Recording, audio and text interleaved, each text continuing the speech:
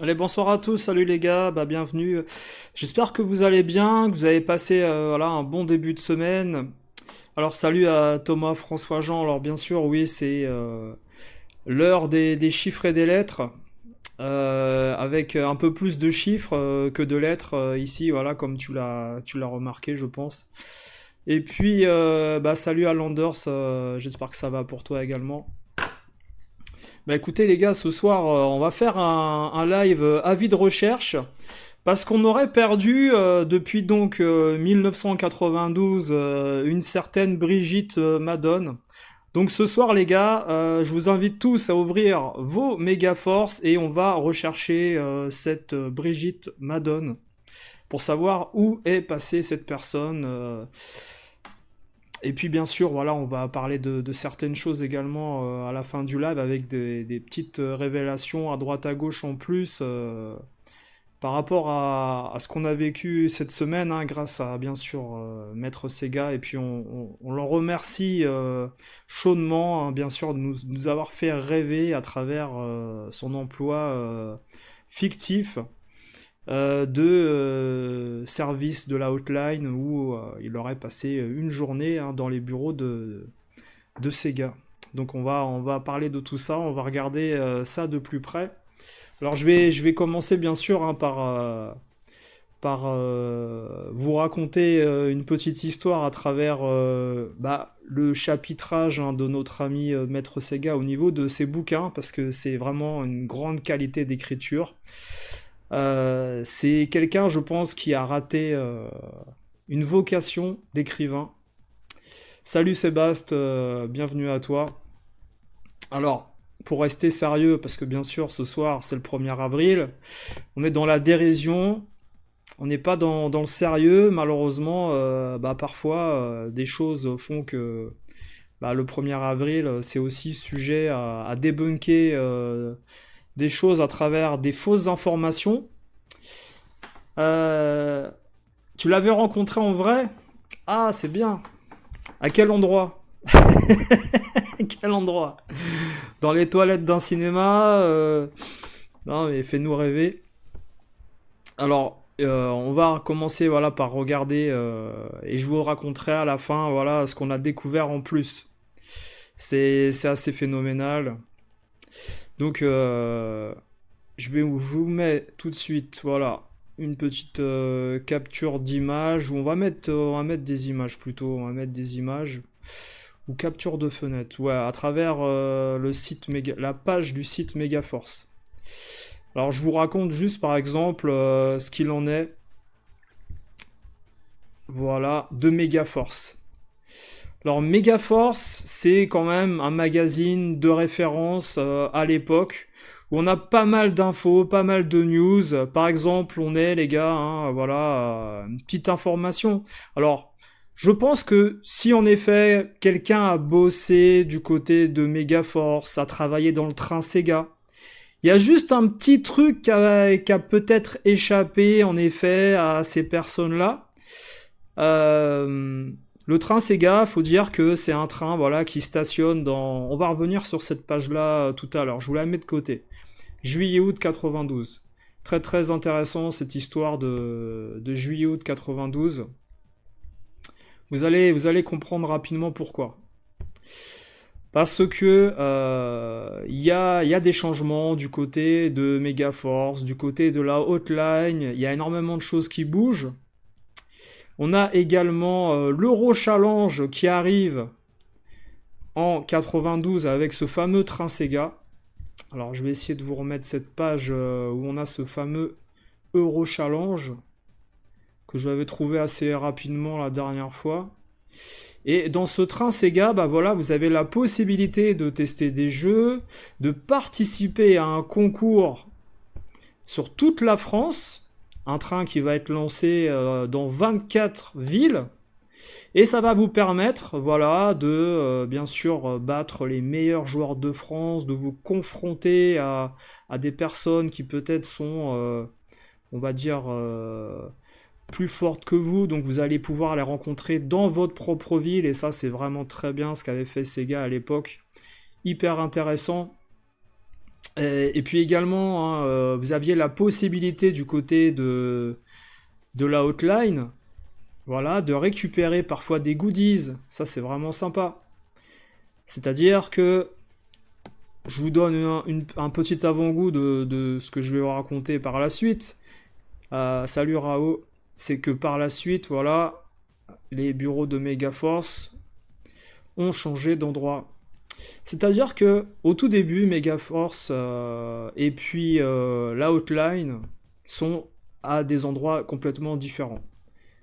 Ici, on a par exemple les cadeaux offerts, voilà, à des personnes qui peuvent gagner des concours ou appeler à la hotline, etc., etc. Dans différents domaines, hein, de récompenses. Le local de Sega se trouve à Pantin, dans le 93. Voilà, petite indication. On va retourner sur le train Sega. Un train Sega, voilà, qui parcourt toutes ces villes. Et qui était du côté du 11 et 12 avril à Paris, Montparnasse. Retenez ça, voilà, mettez ça de côté. 11-12 avril 92. Ça fait quand même, voilà, on va dire, allez, 32 ans et demi, quelque chose comme ça. Le 13 avril à Rennes, le 14 avril à Caen, le 15 avril à Rouen, le 18 avril à Amiens, le 19 à Lille. Le train, bah vous regardez les dates, hein, il passe un jour dans chaque ville. Ce n'est pas, premièrement, non plus un train couchette, hein, c'est un train, voilà, qui vadrouille avec à l'intérieur tout ce qui est équipement au niveau des consoles, et puis on va dire des espaces de jeu, hein, pour les enfants. Voilà. J'ai des photos qui traînent à droite à gauche que vous pouvez trouver également, hein. Qu'est-ce que l'Euro Challenge? Alors, l'Euro Challenge, le train Sega, c'est un concours. C'est-à-dire que les meilleurs Français vont rencontrer les meilleurs Allemands, les meilleurs Espagnols, les meilleurs Italiens, etc., qui ont participé au même concours dans le monde. Enfin, en Europe surtout, voilà, l'Europe. Et ensuite, qu'est-ce qui va se passer avec ce concours? Les gens vont se rencontrer du côté de l'Angleterre pour la finale.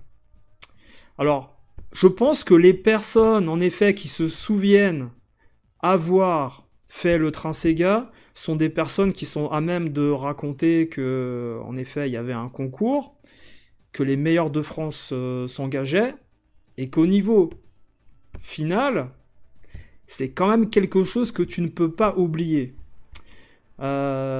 Pourquoi? Voilà, je vous mets ça tout de suite. On va retourner à cette page de juillet-août 92,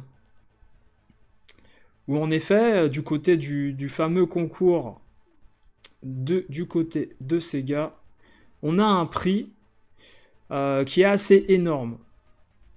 Je sais pas si vous, dans le chat, hein, vous savez ce que c'est. Alors, attendez que je retrouve cette fameuse page. J'ai dû la rater, elle devait être au début. Ben, je vous le donne en avance, hein, on va remettre l'article après. Mais au mois de juillet 92, qu'est-ce qui se passe du côté de l'Angleterre et de la finale? C'est le Dangerous Tour de Michael Jackson. Le premier prix, hein, du côté de cette fameuse finale, qu'est-ce que c'est? C'est bien sûr la possibilité d'assister au concert de Michael Jackson. C'est quand même énormissime. Comment une personne qui a soi-disant travaillé dans le train Sega, où je vous montre ici, voilà, certains espaces au niveau des événements européens ailleurs, où il y a des stands qui sont posés différemment, les joueurs pouvaient s'affronter sur Sonic, Super Monaco GP.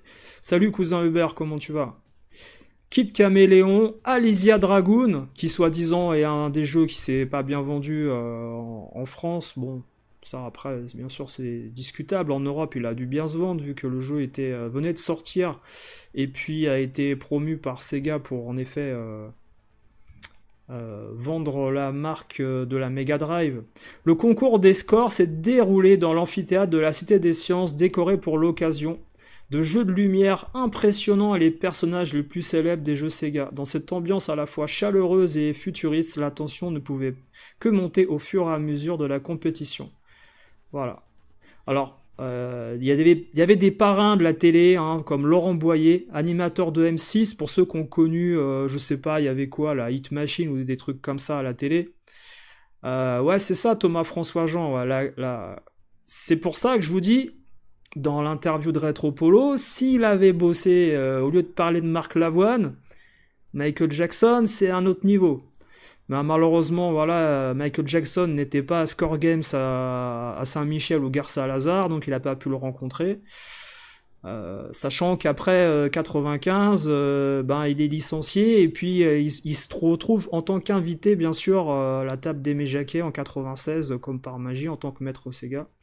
C'est magnifique. Animateur de M6, Jackie, qu'on l'on ne présente plus, en Antenne 2 du Club Dorothée, également par la suite. Hein. Et pour la finale, Laurent Cabrol. Alors c'est assez intéressant de voir Laurent Cabrol atterrir ici, parce que Laurent Cabrol, c'est pas quelqu'un finalement qui parle aux jeunes à l'époque. Hein. Voilà.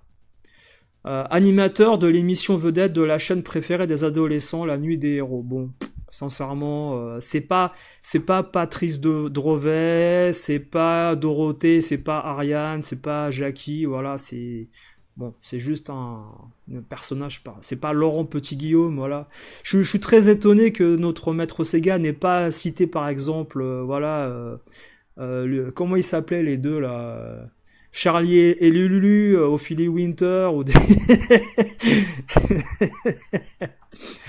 Au cours de la journée, tous les invités de Sega ont pu découvrir les activités de la cité, visite des expositions Explora, de l'Argonaut Aquarium, Synax, cinéma haute technologie sûrement en 3D, voilà. Un laser show en apothéose.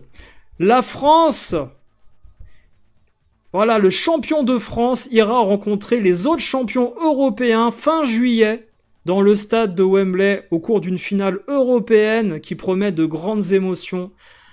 Voilà, pour cette année 92 avec le train Sega et puis la finale du concours. Avant d'assister au concert de Michael Jackson pour le Dangerous Tour et également d'avoir une place aux Jeux Olympiques de Barcelone. En 92 également, durant le mois d'août. C'est quand même dingue de pas avoir mentionné ça. C'est quand même dingue, non? On est d'accord. Je veux dire, comment on peut oublier ça en ayant travaillé du côté, voilà, de ce fameux train Sega à un moment donné et puis de la compagnie.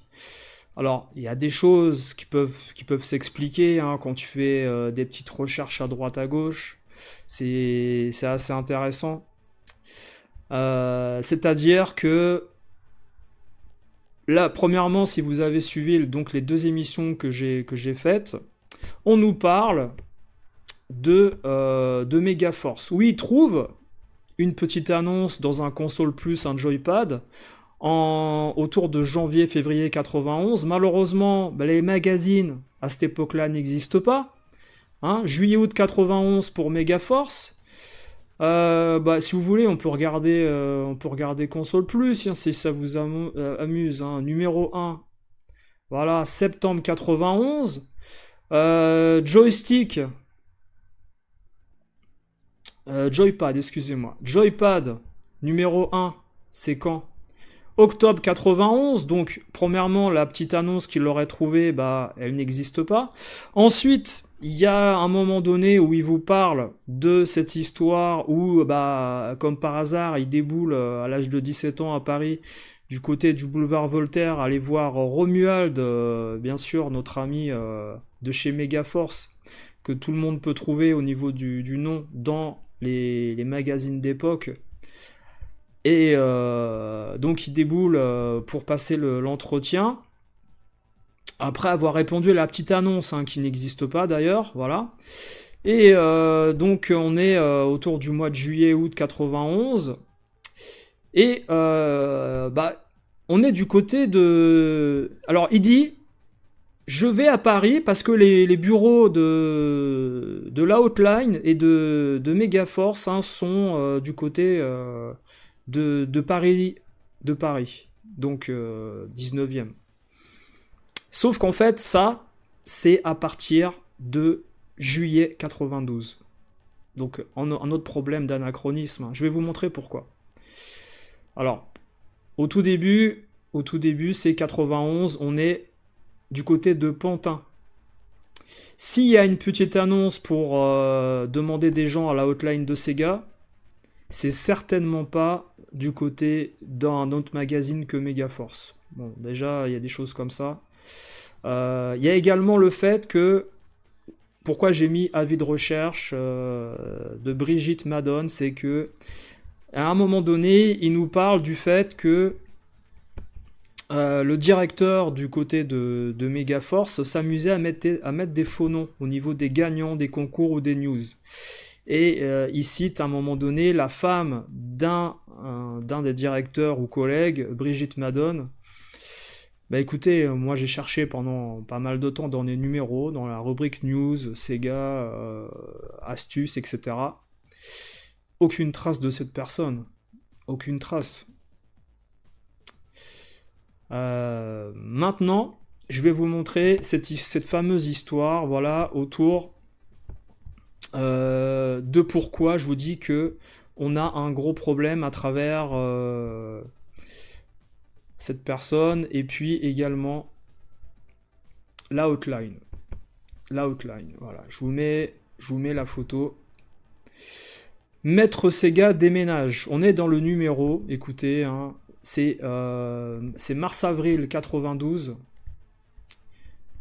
Ou c'est peut-être mai 92, voilà, c'est peut-être juin, c'est juin 92, voilà, on est sur le Megaforce de juin 92, on nous annonce que donc on a la hotline qui déménage où?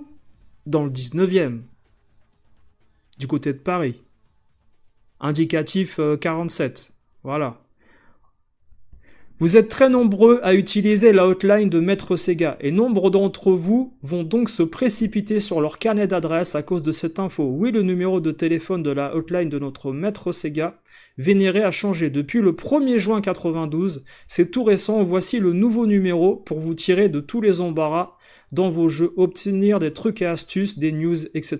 Faire connaissance avec un Maître Sega en personne. 47 79 23 45. À partir de juin 92. Donc comment ce Maître Sega qui a témoigné chez Retropolo aurait pu travailler dans ses locaux en 91 alors qu'ils étaient dans le 93 à Pantin? C'est le gars a voyagé dans le futur. Il y a un petit souci là.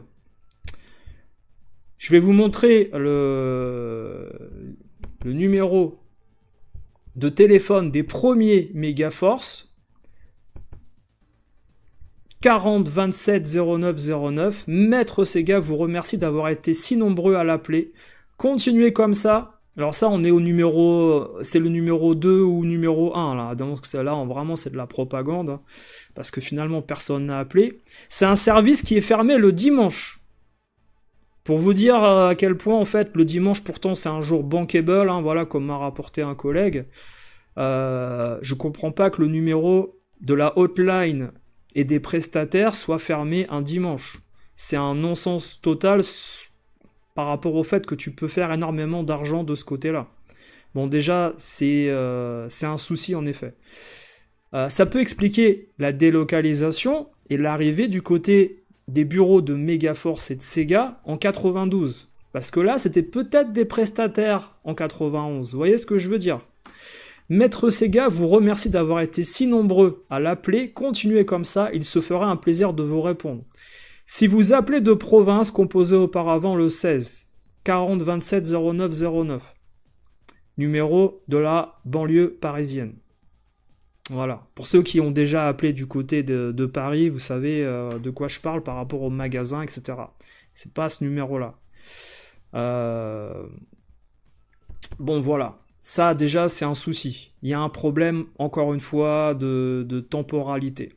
Maintenant, moi, de mon côté, bah écoutez, je suis tombé sur une interview, je vous dis, assez intéressante, hein, du côté du mois de... C'était il y a 4 mois, de notre ami Johan, qui avait fait une interview sur la page YouTube Megaforce. Et cette personne-là raconte, mais alors quelque chose qui va vous mettre la puce à l'oreille. Et ça pourrait expliquer énormément de choses. Et si ça se trouve, bah, on est en présence, voilà, d'une personne qui n'a absolument pas travaillé dans la outline de Sega. Ça pourrait expliquer énormément de choses. Et là, c'est une supposition. Mais par rapport à tout ce qu'on sait, ça commence à tiquer. C'est-à-dire que Johan nous révèle que Megaforce, en 92, organisait des concours. Et justement, un des prix qu'on pouvait récupérer avec cette fameuse comment dire, organisation de concours à travers les lecteurs, c'était de gagner une journée découverte des locaux de Megaforce. Et là, si vous comprenez ce que je veux dire, c'est que bah, malheureusement, notre ami de Sega, qui a été interviewé chez Retropolo, n'a qu'une seule photo. La photo qu'il a, c'est la photo avec les membres de la hotline présents le jour où il a pu venir, on suppose, hein, découvrir les locaux après avoir gagné un concours.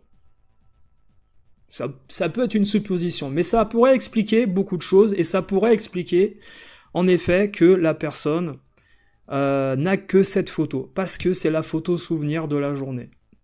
C'est une supposition, hein, mais ça pourrait expliquer pas mal de choses, voilà. Alors, tête d'affiche, les stars sont à l'affiche. Ce mois-ci, encore, nous avons l'honneur de vous présenter le chef-d'œuvre d'une mamie et pour son petit-fils Fabien. Voilà un petit t-shirt. N'hésitez pas à nous envoyer toujours à Megaforce, 100 avenue du Général Leclerc, 93 500 à Pantin. Une ou plusieurs créations de votre papa. Voilà. Et puis c'est aussi notre mascotte nationale qui est aux anges. Alors là, il donne l'ancienne adresse. Alors peut-être qu'en effet, ça a été édité avant le changement de local. Ou alors aussi, les gens qui travaillaient du côté de Megaforce ont pu peut-être encore travailler du côté de Pantin. Ou alors je pense que c'est peut-être une erreur d'adresse. Là, c'est peut-être une erreur d'adresse au niveau de la temporalité dans le magazine. Parce qu'au niveau de l'édition, parfois, peut-être il y a des soucis sur un mois. Voilà. Mais ça pourrait en effet expliquer pas mal de choses. Alors il y a un truc intéressant, après on va rechercher Brigitte Madone, hein, parce que ça c'est bien sûr, c'est très intéressant cette histoire. Très intéressant. Alors il y a des gens qui m'avaient signifié également que un pack Game Gear existait avec Sonic. Oui, le pack Sonic, ou alors Micromania qui faisait une sacoche avec Columns, etc. Où fallait la payer au début. On était là, je vous dis, c'est le magazine je vais vous dire, c'est juin 92. La Game Gear, en effet, il y a eu des packs dans différents magasins, etc. C'était un peu plus cher que 990 francs à la sortie. Mais parce qu'il y avait des choses en plus. Bon, alors, on reviendra pas forcément sur ça. Mais il y a un truc intéressant. C'est que, en 95, voilà, en effet, il explique qu'il est licencié pour laisser place, entre guillemets, au marketing. Bon. Donc, il n'est plus maître Sega. Sauf qu'on retrouve cette personne-là à écrire des bouquins. Et il nous raconte qu'il fait un duel de Formule 1 avec les maîtres Sega sur un circuit. En 2001. 2001. À quel moment, en fait, Sega aurait organisé un grand prix de Formule 1 avec des maîtres Sega ou de la hotline de maîtres Sega en 2001 autour d'un circuit de Formule 1, alors que l'entreprise en 2001 est en grande perte financière, a des soucis au niveau budget, Je vois mal Sega payer à chaque personne 500 euros de tour de circuit avec une Formule 1. Hein, la Formule 1, c'est pas 15 euros le tour de circuit, hein, vous savez combien ça coûte. Et puis à l'époque, on vendait, vous avez connu ça certainement, hein, on vendait des box dans les supermarchés, les Fnac, les Virgin Megastore, pour vous offrir des tours de voitures de course, ou alors une découverte pour faire de l'ULM ou une initiation dans différents domaines avec un instructeur. Également des séjours voilà, dans des auberges ou je ne sais quoi. Mais il y avait également un tour de circuit de Grand Prix au Castellet ou ailleurs. De plus, voilà, cette fameuse journée dont il nomme les faits à travers la journée Maître Sega se déroule dans le Var. À quel moment, en fait, Sega va organiser en 2001 dans le Var une compétition, enfin, une journée découverte Formule 1, voilà. Parce que la photo avec la Formule 1, les gars, ne vous trompez pas, qu'on vous montre dans la vidéo de Retropolo, c'est en 2001. C'est pas en 92 à l'époque où on essaye de faire la promotion de Super Monaco GP sur notre Mega Drive. Ça n'a rien à voir. Voilà, si on fait un peu de recherche, on se rend compte qu'il y a pas mal de montage au niveau des dates, au niveau des comment dire de l'enfumage, hein, des circonstances. Alors après, sincèrement, quelqu'un qui est fan des stars et qui ne cite pas Michael Jackson pour l'histoire du concours, bon, là, il y a, franchement, là, c'est vrai. Gonfaron, circuit du 22 novembre 2001, voilà. Bon, je vous laisse lire parce que, bon... J'étais maître Sega en activité. On y croit tous, en 2001, t'y étais. Moi, demain, je vais à la boulangerie, je suis maître Sega. Bonjour, je veux un pain au chocolat. On va me dire quoi? T'es qui? 2001. 2001, hein. Maître Sega n'existe plus. Une journée absolument splendide, comme très souvent dans le coin. Inondé de soleil. Bon, il parle beaucoup de la météo. Il y a beaucoup de météo. Hein. Ce sont les premières pages de son bouquin. Donc c'est pour quelqu'un qui a bossé du côté de l'outline, on nous fait un rapport météorologique hein, sur la journée. Voilà. Après c'est vraiment c'est du n'importe quoi. Mon récit autrement, tant l'électricité et l'émotion produites ce jour-là sont encore dans chacune des cellules de mon corps. Avec cette incroyable journée et quelques autres qui suivront plus tard, je pourrais mourir heureux et accueillir l'élégant, le fringant Thanatos, le dieu grec de la mort. Qu'est-ce qu'il raconte? Et la vie recommencera encore. Tu le sais certainement mieux que quiconque et presque autant que moi. Toi, le maître, avec un accent circonflexe, enfin un accent grave, pardon, maître Sega. Donc là, il y a quand même une faute grossière d'orthographe. Enfin, c'est... Et voilà, il parle encore de la météo. Le soleil nous aura accompagné toute la journée, ciel intensément bleuté, lumière chaude, claire, mais pas aveuglante. Donc les attentats du 11 septembre après, bon voilà, c'est la journée d'un maître Sega dans le Var, dans sa tête, voilà. Donc bien sûr, je pense que là on est en présence d'un cas psychiatrique. Bien sûr, nous sommes jaloux. Nous sommes jaloux de l'expérience supranaturelle de cette personne-là. Donc je remercie bien sûr les gens qui croient à ce personnage et à cette histoire. Et qui se rendent compte à la fin de l'interview que ah oui, c'est Romuald, bah oui, c'est Romuald qui a inventé Maître Sega. Maintenant je me rends compte, c'est lui. Ah oui, c'est bien lui. Et puis j'avais une Mega Drive switchée, donc dont je ne comprends pas le 60 Hz. Et puis enfin bon, il a une Mega Drive extraordinaire qu'il n'a pas manipulée depuis 30 ans. Il nous montre la Mega Drive, c'est une Mega Drive comme les autres. Je vous avais montré hein, les bureaux de Sega à l'époque, où justement les personnes présentes dans les locaux de Sega étaient des personnes qui avaient devant eux le Mega CD, la console Mega Drive et un écran, et étaient capables en effet de jouer sans problème à la console, une console fournie par par Sega et l'organisation de la hotline. Alors je vais essayer de vous remettre ça en direct, hein, voilà. Vous allez voir que dans les locaux du côté de Sega dans différents pays, on a la disposition, voilà, de la console et on n'a pas la possibilité d'avoir autre chose que ce que Sega nous fournit. Alors je vous mets ça tout de suite en fond d'écran. La Mega Drive, voilà, dont il parle, n'a rien d'exceptionnel. Du côté de République et de Paris, tout le monde a des consoles switchées 50-60 Hz, il n'y a aucun problème de ce côté-là. Voilà, voilà la disposition hein, des locaux de Sega tels qu'ils étaient. Il n'y a rien d'exceptionnel. Malheureusement, avec les index hein, et les scripts, donc pas besoin forcément de savoir et de connaître le jeu. Parce que tout est organisé pour répondre rapidement au téléphone aux gens. Voilà. Donc encore une fois, bon, sincèrement. Enfin, si vous faites des recherches, les gars, c'est terrible. C'est terrible parce que là, on est en présence d'un imposteur, faut le dire. Je pense qu'il faut arrêter de donner la parole à ces personnes-là à un moment donné parce que je veux bien qu'on fasse des interviews sur des personnes qui ont travaillé dans des lieux, même 2 ou 3 semaines, hein. Maintenant, en effet, il y a des gros problèmes de temporalité de ce côté-là.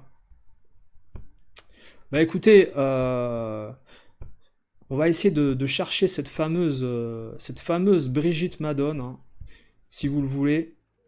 Parce que Brigitte Madone, c'est une personne qui aurait été mentionnée pour Sega News ou également gagné un concours.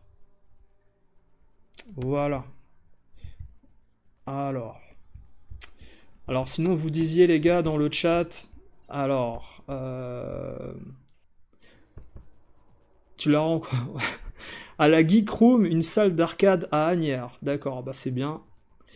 Tu l'as rencontré là-bas, voilà. Tu t'en souviens vaguement du train Sega?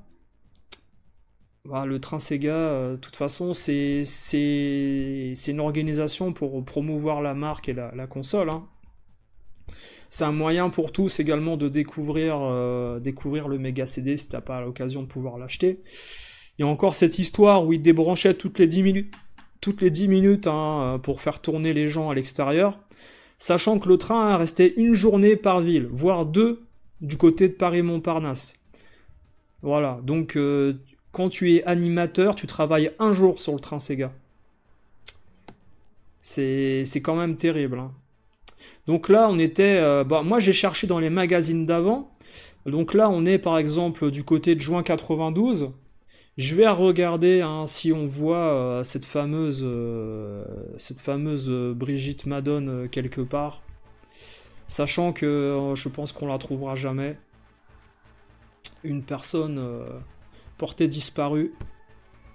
Alors également dans les news du côté de Sega, il y avait la foire de Paris, voilà. Où on nous montre voilà, quelques présentoirs du côté de Sega. Voilà, la foire de Paris s'est achevée le 10 mai 92. Après 12 jours, dans la joie et l'allégresse, vous y étiez. Vous savez tous que l'attraction principale de cette année était le village jeux vidéo et en particulier, ce n'est pas vous qui allez me contredire. En effet, rarement l'univers Sega m'avait été représenté de façon aussi complète sur une surface de 600 mètres carrés. Les Sega maniaques et les autres parents, enfants, grands-parents de 3 à 103 ans ont pu s'essayer sur 10 jeux d'arcade Sega. Donc 4 simulateurs impressionnants, les hits Sega et les dernières nouveautés sur les 3 consoles de la marque, environ 80 consoles en accès libre. 80 consoles, c'est énormissime les gars. Ou encore ont pu participer au Master Sega 92, voilà. Alors je pense que c'est peut-être le même concours avec l'Euro Challenge, encore je pense que ce soit différent. Cette animation proposait en accès libre un large échantillon des jeux de sport Sega, ainsi que des concours de scores sur Super Mario, Mario Lemieux Hockey, Super Monaco GP et Tennis Ace. Tennis Ace sur Mega Drive? Non, c'est pas Tennis Ace. Peut-être Davis Cup ou voilà. Avec de nombreux lots à la clé, enfin les intéressés avaient la possibilité d'acheter consoles, cartouches et accessoires à la boutique intégrée au stand, Bref, 12 jours d'animation non-stop, et certains accros ont passé autant de temps sur le stand que les animateurs Sega eux-mêmes. Encore une journée où en effet vous pourriez rencontrer certaines personnes qui prétendent avoir travaillé chez Sega ou à la Hotline. Vous voyez ce que je veux dire? Et qui auraient imaginé tout le reste de leur carrière pour finir à faire un Grand Prix de Formule 1 tout seul grâce à une box achetée à la Fnac en 2001. Pour ceux qui n'ont pas eu la chance de voir tout ça, il leur reste quelques jours pour se consoler avec les Master Sega qui se poursuivent, putain, et les fautes de syntaxe, d'orthographe, les gars, putain, qui se poursuivent jusqu'au 13 juin leur tournée dans les centres.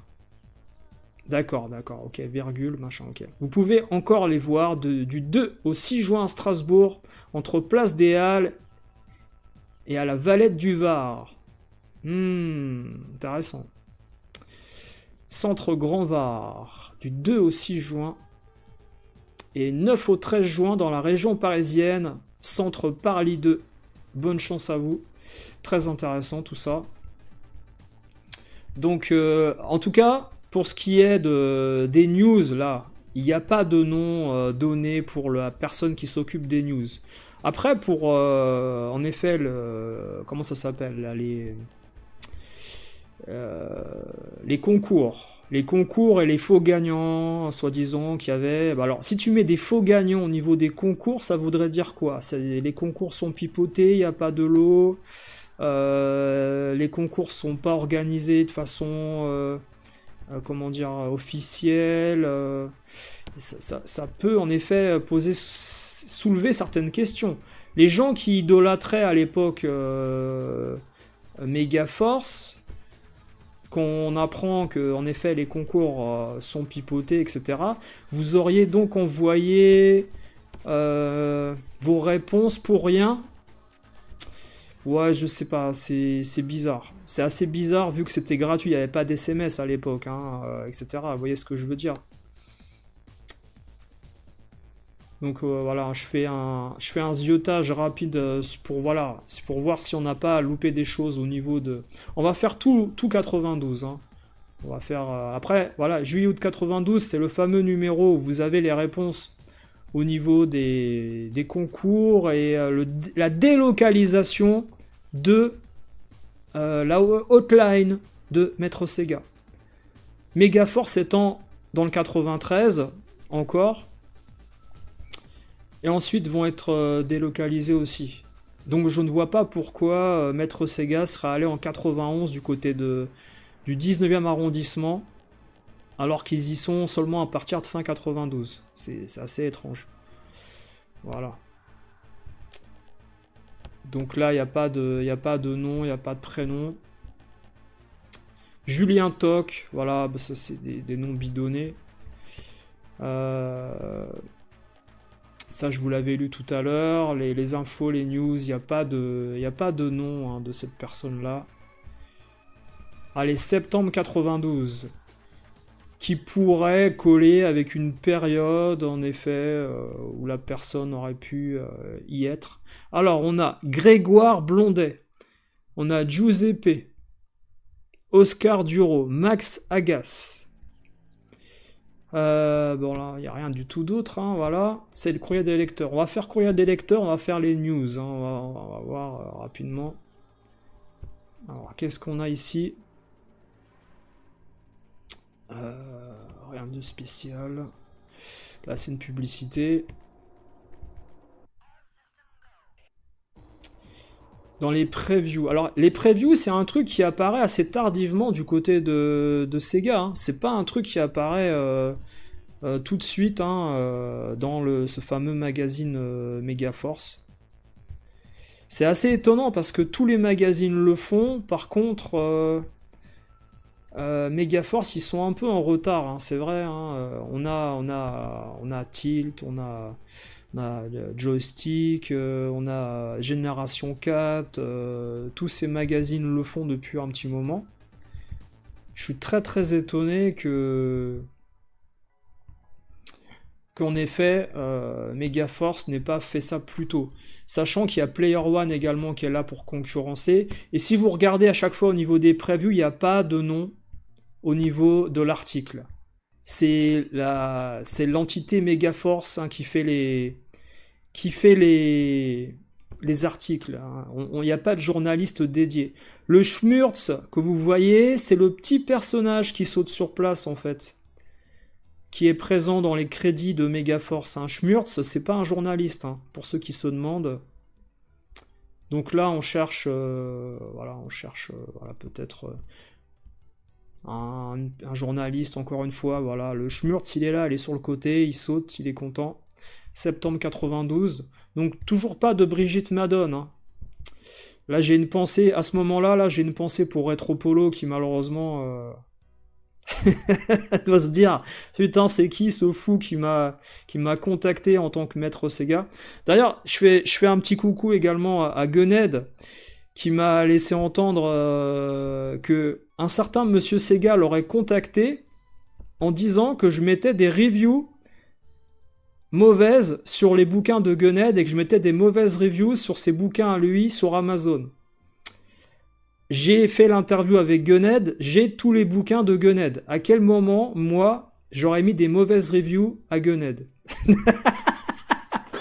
Non mais le gars est exceptionnel. Il a contacté en message privé Gunhead pour lui dire pourquoi tu lui accordes une interview, il a mis des mauvaises notes sur tes livres. Non. J'ai tous les bouquins de Gunhead. Rassure-toi, maître Sega. De 2001. Rassure-toi. Voilà. Voilà, Megascore. Alors voilà, on a les gens avec les photos. Alors là, je pense pas sincèrement que on aurait utilisé la photo d'une personne n'existant pas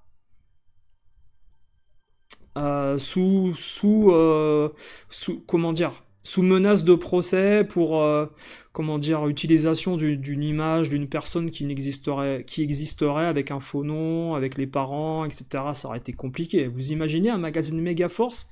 Alors là, apparemment il y a peut-être un pédophile qui s'est glissé parmi voilà. Il y a peut-être une personne qui s'est glissée à travers un réseau.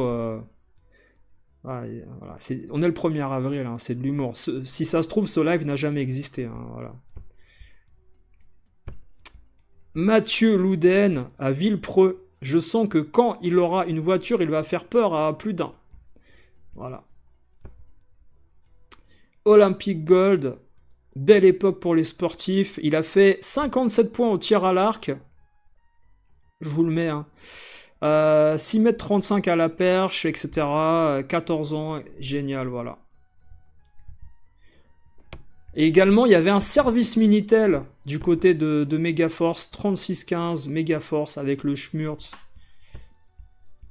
Donc déjà, les gars, 92-93, ça sent un peu la fin pour la hotline, vu que il y a les magazines qui font énormément de Solus, et puis le Minitel.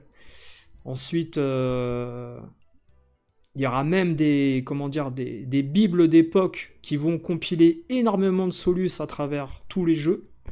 Les gens n'appellent plus forcément la hotline aussi souvent que dans les années début 90-89 comme chez Nintendo pour avoir des solutions. Il y a les magazines, ça coûte beaucoup moins cher.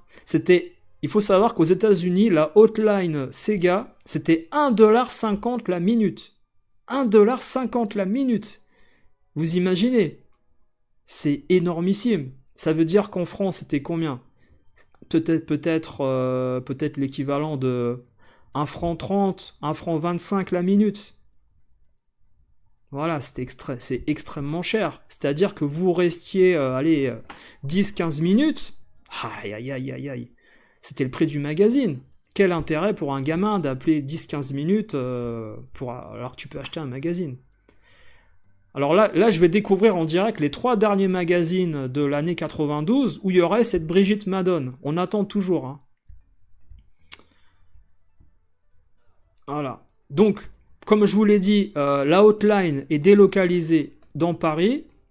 Par contre, Megaforce, là, est toujours au niveau du courrier à Pantin. dans un CEDEX en fait. Donc il y a certainement des gens qui ouvrent le courrier en boîte postale. Voilà. C'est pas forcément l'adresse des locaux de Megaforce. Quand il y a un CEDEX après, c'est une zone industrielle souvent également. Donc après il y a peut-être une personne qui ramène. Enfin, c'est intéressant cette histoire-là. Donc là, Sega Maniac, David Edin, Amanda, méga gameuse, etc. On attend Brigitte Madone, hein, toujours, hein, voilà. Je vous dis, les problèmes d'adresse, ça peut expliquer en effet les raisons pour lesquelles lui-même ne sait pas où il a travaillé. Non, mais c'est exceptionnel. Exceptionnel. D'ailleurs, ce magazine, celui-là, je l'avais jamais eu en main. Il est assez beau au niveau de la Solus, là, avec le Batman, là.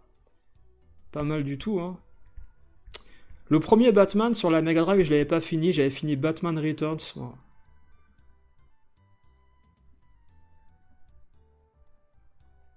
Voilà. Ouais.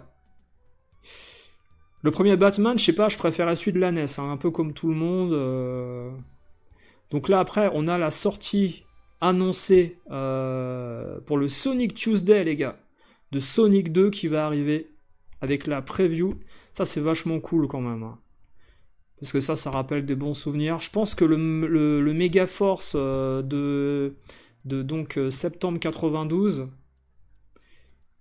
c'est un des Megaforce peut-être les plus recherchés par rapport au preview et comment dire au nouveau design du magazine. Alors avant septembre 92, il y a une ligne directrice qui est un peu différente au niveau de la mise en page. Voilà. Alors là, il y a encore le courrier, etc. Alors le courrier n'arrive pas à l'endroit. Le courrier de la hotline n'arrive pas à l'endroit où sont les gens de la hotline. Encore une fois, on apprend des choses, hein, voilà. Ce qui est un peu normal, je pense, parce que quand vous êtes dans certains locaux, il n'y a pas forcément la place parfois entre la téléphonie et puis les bureaux de presse, ou justement JM Destroy, parce que Alain Huglacourt, qui était le premier rédacteur en chef de Megaforce jusqu'à 92, et JM Destroy à partir de je sais plus, je crois que c'est juin 92 d'ailleurs. D'ailleurs, ça peut coïncider avec le changement de la ligne éditoriale, etc. Le renouvellement du magazine, etc. Quand JM Destroy arrive. Alors je comprends pas également comment notre maître Sega aurait pu rencontrer à un moment donné JM Destroy en 91 vu qu'il n'y était pas. C'est très bizarre tout ça. Enfin, il y a beaucoup de choses les gars, il y a beaucoup de choses. Donc là, il y a les news, bon, il n'y en a pas des news en fait. Les news, c'est 4 articles qui se battent en duel avec aucune personne citée. Les concours, les gagnants, c'est qui en fait? C'est des gamins. C'est des gamins qui gagnent au niveau des scores, tout ça. Il n'y a rien du tout, hein. Là, pour le moment, alors, Tonton Sega, je sais pas qui c'est Tonton Sega, si c'est quelqu'un encore de son imagination. C'est incroyable tout ça, franchement. Amicalement Philippe, Arnaud Coulet, The Duck Maniac. Ah là là, on a des prénoms les gars, enfin c'est affolant. Affolant. Alors, vous disiez les gars, je vais lire un peu ce que vous disiez. Euh, alors, le doute, je me demande, enquête, a-t-on marché sur Saturne? Bah, je pense que t'as la réponse dans ta question, hein. Tu peux te poser la question, mais tu n'auras jamais la réponse, hein, je pense, en fait, hein. Donc là, on est à la recherche hein, de Brigitte Madone, hein. Je l'invite à se manifester. Alors, on sait que c'est un faux nom, mais apparemment, il y aurait un article où elle aurait été mentionnée au niveau des news ou également de. C'est une info officielle de Maître Sega, hein, qui hier était bien sûr chez Franprix, où il a rencontré Gérard Jugnot. Alors, le Sega CD, on reparle du Sega CD en France. Et en France, c'est pour quand en France? Et oui, parce que vous le savez, on l'a raconté plein de fois, ça fait partie des légendes urbaines, de nos fameux amis de Game One, etc., Gameblog, etc., qui vous disent pas forcément la réalité des choses. C'est que le Mega CD, on l'a pas eu le Mega CD 1, on a eu que le 2. En France. Ne croyez pas que je vous parle du Sega CD qui sort aux États-Unis pour le plaisir de vous faire saliver, mais tout simplement pour vous informer de ce qui risque fort d'arriver chez nous. Ne vous inquiétez pas, Sega Europe s'occupe de nous et nous a annoncé en exclusivité la date et le prix de sortie de ce qui s'appellera le Mega CD 2. Pourquoi le 2? Tout simplement parce que l'engin sortira en France en septembre 93 pour moins de 2000 francs. Aïe aïe aïe, 1990 francs en Mega CD. Et qu'il bénéficiera des progrès technologiques intégrés à cette nouvelle version. Alors, bloc optique plus performant, et puis certainement des petits trucs en plus au niveau des composants qui vont lire plus rapidement les CD ou je ne sais quoi. Enfin, bon. Par contre, au niveau des transformateurs, ils n'ont rien arrangé. Hein. C'était extrêmement encombrant d'avoir 3 transfos avec le 32X, le Mega CD, la Mega Drive. Compliqué. Hein. Voilà. Les Américains joueront les premiers aux jeux CD, mais ils ne joueront pas aux meilleurs jeux. C'est vous les vénards dans l'histoire, il s'agit simplement d'attendre un peu. Bah écoutez, en France on a attendu pas mal de temps, et puis quand ça arrivait, bah on a vu que c'est la catastrophe que c'était. Voilà. Il y a pas mal de jeux qui ont été annulés, qui ne sont pas sortis. Ça a été terrible, hein, ce fameux Mega CD, au niveau du marketing et de la commercialisation en France. Voilà. Et alors pour les collectionneurs, il y a un truc qui est vachement cool. Il y avait des concours sur les boîtes de Kellogg's et tout ça, où voilà, vous aviez Kid Caméléon ici, 200 consoles Mega Drive. J'invite les fans de Backing Toys à aller chercher les boîtes de Kellogg's estampillées Sega ou Nintendo. 360, les Frosties de Kellogg's, on reconnaît les Frosties à droite là, vous voyez, hop là. Je suis certain qu'il y a des gens qui sont prêts à se refabriquer des fausses boîtes de Frosties, tout simplement. Et en 93, les Master Sega, avec ce fameux challenge, alors il y a peut-être encore une fois le train Sega en 93, j'ai pas vérifié donc je vais pas vous avancer des choses.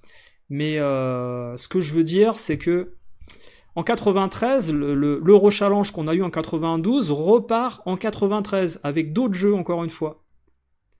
Les Masters se dérouleront du mardi au samedi sur les jeux suivants. David Robinson, Supreme Court, NHL 93 et sur Master System sur Wimbledon Tennis.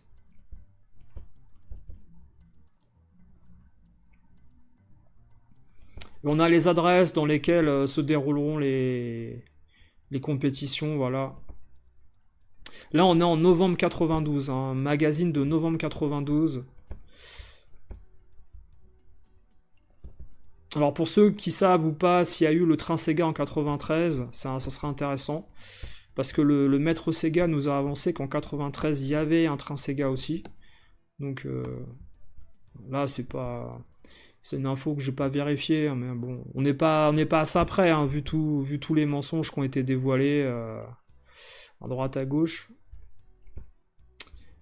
Sega France a fait livrer 3000 meubles présentoirs très design aux couleurs de la maison chez la plupart des revendeurs de produits Sega. Vous pourrez notamment traîner vos parents devant, etc., etc. Une fois de plus, Sega prouve qu'il est encore plus fort que nous. La firme nous met ainsi des tonnes de jeux devant nos yeux écarquillés. Bien sûr, si vous trouvez encore des revendeurs qui ne possèdent pas ce meuble, boycottez-le. car elle refuse le progrès. Bon, n'importe quoi. C'est un article qui ne veut rien dire, là. C'est de l'information placée, marketing. C'est pas du tout pertinent. Alors pour les gens qui avaient également des meubles Nintendo du côté de chez eux, bah voilà, vous apprenez les gars qu'il y avait également des meubles, là je vous la mets en grand, il y avait des meubles Sega au niveau des présentoirs. Si vous cherchez également à vous faire plaisir pour votre gaming room.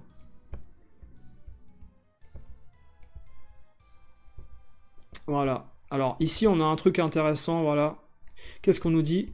Le mois prochain, Megaforce dévoile les secrets des membres de l'équipe travaillant avec Maître Sega pour sa ligne directe, avec tous les joueurs de France.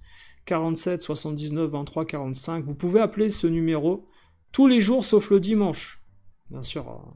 Pour demander tout ce que vous voulez savoir sur n'importe quel jeu. Vous êtes bloqué, etc. Un coup de bigophone. Les gars qui travaillent avec Maître Sega sont imbattables car ils vivent pour le jeu vidéo.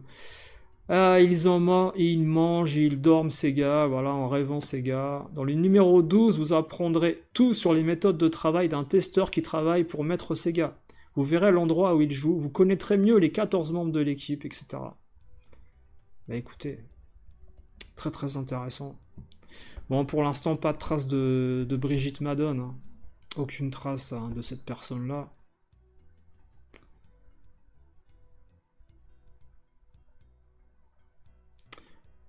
Alors il y a également des promotions du côté de, encore une fois, la Game Gear hein, qui se vend pas, malheureusement. Et énormément d'offres. Et là, on a Sonic, le pack Sonic qui arrive du côté de la Game Gear à 1290 francs. Voilà. Et ça, c'est intéressant en effet pour les gens qui veulent acheter une Game Gear parce que il y a autre chose que Columns c'est pas un jeu de merde entre guillemets. C'est juste un très mauvais jeu par rapport à Tetris. C'est juste ça qu'il faut voir. Il y avait une vitrine Sega dans France Loisirs. Salut Frank Kaufman, salut Yordax. Voilà. Donc ça, en effet, ça peut porter à confusion le prix de la Game Gear en 92 et celui à la sortie, qui n'est pas le même. Où en effet, des gens ont des infos différentes, mais c'est simplement que la date de sortie, en France, c'est juin 91, c'est pas novembre 92. Vous voyez? Alors ici, on a... Alors attendez, je vais regarder le... En détresse, là. En détresse, Wonder Boy, etc. Avec les questions des lecteurs qui posent 2-3 calls aux personnes pour pouvoir avoir une solution à travers un jeu. Existe-t-il un select round pour ces deux jeux? Tasmania et Quackshot. Bubble Bubble. Bubble Bubble? Ah, sur Master System, d'accord. Laurent et moi n'arrivons pas à entrer chaque manuscrit des rounds suivants. Mega Drive. Super Elite. Je te lance un SOS dans Super Elite sur Mega Drive. Je suis bloqué parce que j'ai acheté les jeux en japonais. Je suis tombé du château dans les nuages et je suis entré dans un autre château sur terre ferme. J'ai trouvé un sol avec plein de coffres. Je ne sais pas quoi faire maintenant dans ce château. J'ai trouvé une issue, etc. Bon, bref. James Bond 1. Existe-t-il un tableau pour pouvoir voir la fin? La fin de James Bond 1, c'est marqué Congratulations ou une connerie comme ça. Hein. C'est un texte, il n'y a pas de fin. Ring of Power, je suis bloqué sur un anneau, celui de la mutation. Pour ceux qui ont fini James Bond sur Amiga, ils savent. Wonder Boy Dragon Trap, bonjour, voilà déjà 3 mois que j'ai acheté une console Game Gear avec un jeu qui se prénomme Wonder Boy et le Dragon's Trap. Je n'arrive pas à passer la porte des souterrains. Je suis... Il est au début du jeu, oui, attends, c'est une blague. Je suis toujours à la première étape du jeu. Ah oui, on a vu, hein. J'ai essayé tous les moyens possibles en suivant les instructions. Bah, je crois qu'il faut, dans mes souvenirs, faut trouver une clé pour actionner la porte du château. C'était ça, en fait. Il faut utiliser dans le menu, en fait, la clé ou le, comment on appelle ça, le médaillon, là, pour activer la porte, en fait. Voilà. Comment faire pour passer cette fameuse porte? Bah oui, c'est ça. Enfin, après, je pense sincèrement qu'il y avait des aides à travers, en fait, vous savez, comment dire, des questions basiques pour aider vraiment les tout jeunes, qui n'étaient pas vraiment des questions des lecteurs. Vous voyez ce que je veux dire? Alors, Alex Kidd, in High Tech World, Adeline, présente-toi au premier gardien lorsque les minutes indiquent zéro. Un samouraï. Ah bah c'est vrai qu'il y a les réponses, attendez. Euh, on l'avait lu, on l'avait. Attendez, on l'avait sauté. Wonder Boy. Alors. Je sais pas où elle était le. Ah bah mince alors, je retrouve plus ce qu'il a dit l'autre, voilà. Ah c'est là, c'est ici. Il n'y a pas la réponse? Alors je comprends. Ah, il y a un truc, c'est vrai que moi j'ai jamais fait gaffe à ça en fait, attendez. Mais ou alors les réponses sont dans le numéro suivant.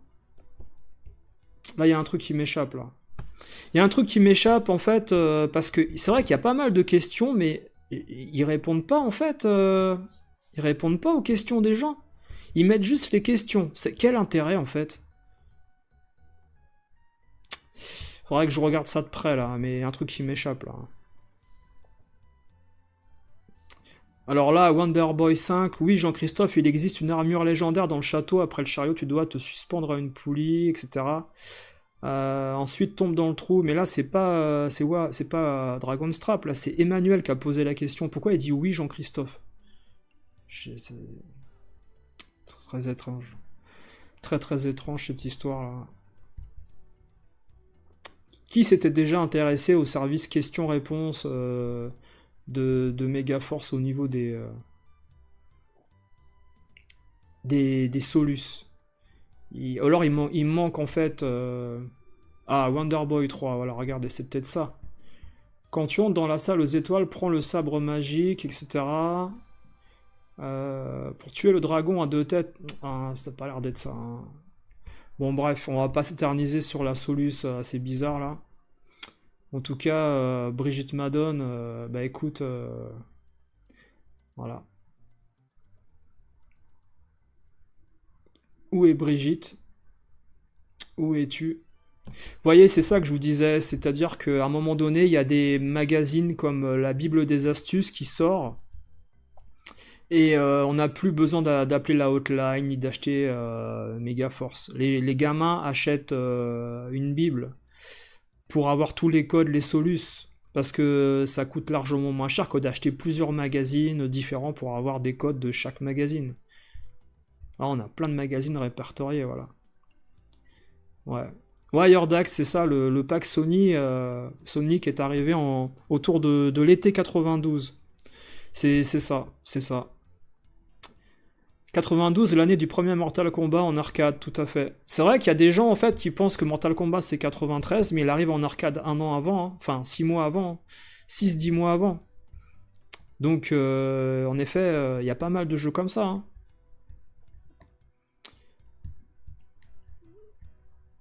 Euh, Ouais.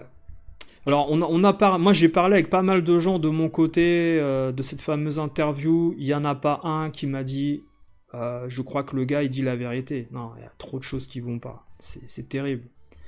C'est terrible.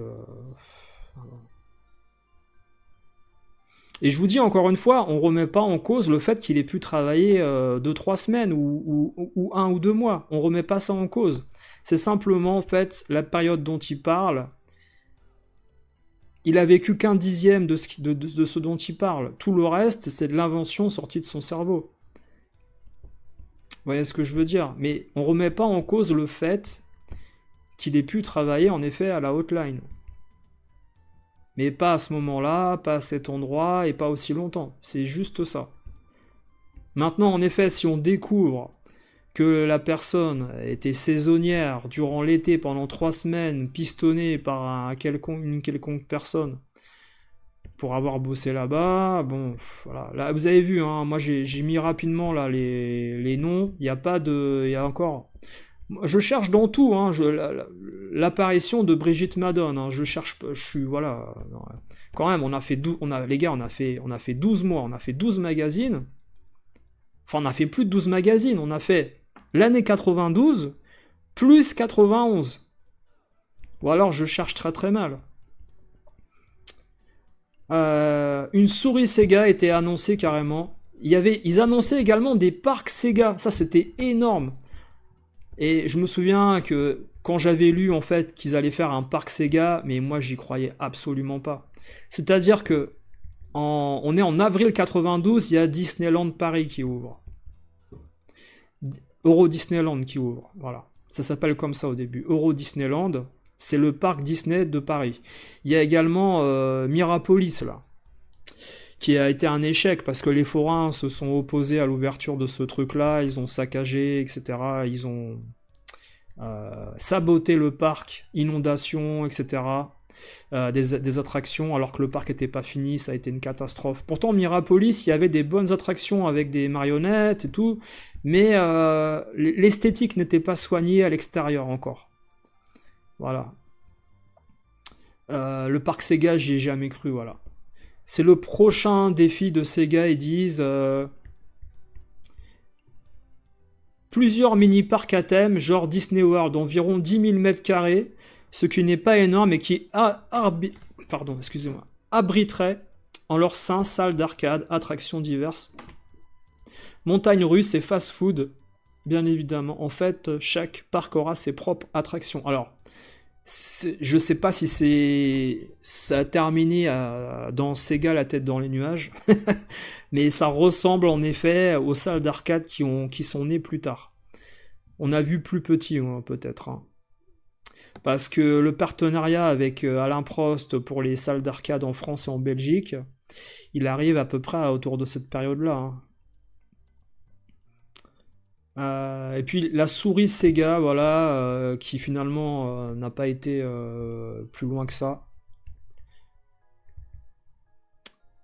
Et ça, c'est pas mal aussi parce que le Game Genie de Sega, c'est un truc qui n'a pas été mis en valeur par rapport au Game Genie du côté de Nintendo, où il y avait énormément de codes disponibles pour les jeux, pour que ça soit pour... il y avait un format, je crois, pour la NES et la Super NES, si je me trompe pas, hein. Et, et par contre, le Game Genie Mega Drive, j'en ai pas vu beaucoup, moi, de mon côté. Les gens ne le demandaient pas spécialement plus que ça. Voilà. Ah, les méga news. Alors, attendez, regardez, on est en décembre 92, il y a des news. Enfin, c'est pas trop tôt. Alors là, il n'y a pas le nom, encore une fois, hein, d'une quelconque personne. Il n'y a pas de nom, hein, de Brigitte Madone. Alors, Madone en italien, Madonna, hein, ça veut dire femme, Madone. Si on peut dire, voilà. Donc, la femme Brigitte, bon, je sais pas. Ma femme Brigitte. Il y avait un jeu de mots, en effet, qui était assez amusant, mais c'est un personnage fictif, mais bon. Super Game Show 92, merci à tous. Il fallait s'y attendre, notre star du monde Sega ne pouvait-elle pas avoir son CD audio, le fameux CD Soundtrack Dance de Sonic, voilà. Alors aujourd'hui, si vous l'avez ou l'avez pas, c'est pas grave, c'était de la merde. Mais ce que je veux dire, c'est que les collectionneurs, les rétro gamers, ils ont envie de s'approprier un peu l'histoire de Sega sans l'avoir connu. Je peux vous dire que ça partait à la poubelle et ça finissait cassé au fond d'un bac dans les magasins. Voilà. Tu aurais l'occasion de retourner en 92, Stone, que dirais-tu à ton toi? Ah, à mon moi, d'accord. Ah ouais, d'accord. À mon moi de l'époque. Qu'est-ce que je lui dirais? Aïe, aïe, aïe. Je pense que, en effet, peut-être que j'économiserais un peu plus d'argent et j'éviterais d'acheter Certains jeux, peut-être Mega Drive, qui m'ont extrêmement déçu. Et j'éviterai également peut-être d'acheter, on va dire, la Game Boy. La Game Boy, pour moi, c'était une grosse déception, même si ça a été un grand succès pour pas mal de gens. J'ai mis à l'époque, sur 1 an et demi, j'ai dû mettre 1500 francs de mon argent de poche acquis sur 2 ans, avec Noël, avec les anniversaires pour acheter 3-4 jeux Game Boy et la Game Boy. Quand je vois en fait le peu de temps et le peu de plaisir que j'ai eu avec cette console, mis à part avec 3 jeux, je m'en serais passé. Hein. Tu vois, vous voyez, c'est dingue de dire ça aujourd'hui, mais avec le recul, la Game Boy, j'aurais largement pu m'en passer. Mais quand t'es gamin, tu veux tout ce qui sort, les nouveautés, etc. Voilà, les dernières sorties, Puyo Puyo, je sais pas quoi. Le Super Game Show 92. Alors, nous avions prévu du monde sur le stand Megaforce, ce fut l'émeute. Vous êtes venus en métro, en voiture, en car, en train par milliers. Des cars scolaires, peut-être également. Certainement. Hein. Des sacs à dos man, ils sont là. Voilà, je vous mets les photos des sacs à dos man, ils sont déjà là. Pour acheter leurs jeux et mettre des prospectus dans leur sac à dos. On a parlé Sega et vous nous avez fait part de vos compliments et de vos critiques, une sorte de courrier des lecteurs live en somme. De toute façon, à tous ceux qui nous ont ainsi manifesté leur intérêt, nous disons un grand merci. Et pour tous les lecteurs de Megaforce, même ceux qui n'étaient pas là, nous promettons de continuer de les informer tous les mois sur le monde Sega. Voilà. Bah écoutez, c'est bonne ambiance, hein. Malheureusement, Megaforce, il a souffert d'un problème éditorial, je trouve, qui était trop axé pour les enfants, alors que Sega, c'était une marque assez adulte. Et franchement, quand t'avais 15-16 ans que tu lisais Megaforce, tu te disais, putain, j'aurais dû acheter Tilt ou Console Plus ou Génération 4 ou Joystick, enfin, c'était mauvais, quoi. C'était mauvais. L'écriture, les tests, les astuces, c'était du vu, du revu. Enfin... Même les news étaient meilleures dans Tilt ou ailleurs, ou même dans Joypad ou Console Plus. La mise en page était meilleure. Il n'y avait rien en fait dans ce magazine. Il y avait des pages de Solus énormissimes qui prenaient 4 pages à droite à gauche. Et il y avait très peu d'articles en fait. Hein. Alors voilà. Alors champion, on appelle au secours. Alors on montre comment travaillaient les maîtres Sega. Alors les maîtres Sega, les gars, hein, si vous vous renseignez un peu, après avoir écouté l'interview de l'autre, voilà, ben, ils avaient des jeux à disposition, sur le côté. Voilà qu'on voit ici, des nouveautés, qui s'échangeaient entre eux également. On leur donnait pas une quarantaine de jeux chacun, etc. Non, absolument pas. Vous imaginez, hein, comme l'a dit mon collègue Rix dans la vidéo précédente, on va pas donner une quarantaine de jeux tous les mois aux 25 maîtres Sega dans les bureaux de Megaforce ou je ne sais quoi, ou la hotline qui est située ailleurs. Eh oui. Alors, qu'est-ce qu'on peut lire? Le bureau principal du service est impressionnant avec un mur couvert de boîtes de jeux Mega Drive, tous les jeux sortis. On peut y trouver, outre les habituelles affaires trouvées dans ce genre d'endroit, un écran de télé et des consoles Sega partout. Ce sont des consoles Sega Mega Drive, hein, comme vous pouvez les voir partout. Hein. Ce sont pas des consoles qui sont exceptionnelles ou quoi. Il faut savoir que les jeux de Genesis, vous n'avez pas besoin d'une console switchée pour y jouer sur une console PAL. Le zonage des consoles arrive après, on va dire, milieu 93, et très peu de jeux Sega Genesis sont zonés pour ne pas tourner sur les consoles PAL. Donc cette histoire de 50-60 Hz, etc., que Retropolo a très bien détaillé également en rectifiant l'anecdote de l'autre, évidemment, tu mets un jeu de Genesis qui a été programmé pour le 60 Hz, va tourner en 50 Hz sur la console PAL, mais il va tourner sans Switch, il n'y a pas besoin de modification ou de quoi que ce soit. Vous jouez à Street of Rage Genesis ou Shinobi Genesis sur la Mega Drive PAL, le jeu tourne, mais il tourne plus lentement. C'est tout. Il n'y a pas besoin de Switch ou c'est pas une console exceptionnelle. C'est pour ça que si vous regardez l'interview de Furby où le gars nous sort une console qui dit incroyable, je sais pas quoi, on avait tous la même console. Après, si vous vouliez un Switch, elle existait à République, le Switch 50-60 Hz. Il n'y a pas d'histoire de c'est une console incroyable, non. Et je suis certain, et quand je vous dis certain, c'est que on sait très bien l'histoire de la PC Engine, on sait très bien l'histoire de Sodipeng, et d'Auchan, et des grandes surfaces. Shoot Again avait une personne, un atelier, qui modifiait les consoles, et parfois soudait également les câbles vidéo Péritel à la console directement à l'arrière sur les PC Engine, ou les Neo Geo du côté de Guillemot. On a eu ces problèmes-là sur les fameuses consoles 50 Hz PC Engine ou Neo Geo. Des gens ont témoigné, et les gens qui ont eu la chance de travailler à cette époque-là, ou également d'avoir vécu les magasins et les jeux en vente à l'époque du 50 Hz PC Engine, le savent. Moi, je suis persuadé que, par exemple, les bureaux de Sega qui auraient pu modifier des consoles avec le Switch, les ont switchés à République, les Mega Drive. C'est pas Sega qui switchait ses propres consoles. C'est évident. C'est un technicien, en fait, prestataire à qui ils ont amené les consoles pour le faire. C'est absolument pas Sega qui modifiait ses consoles.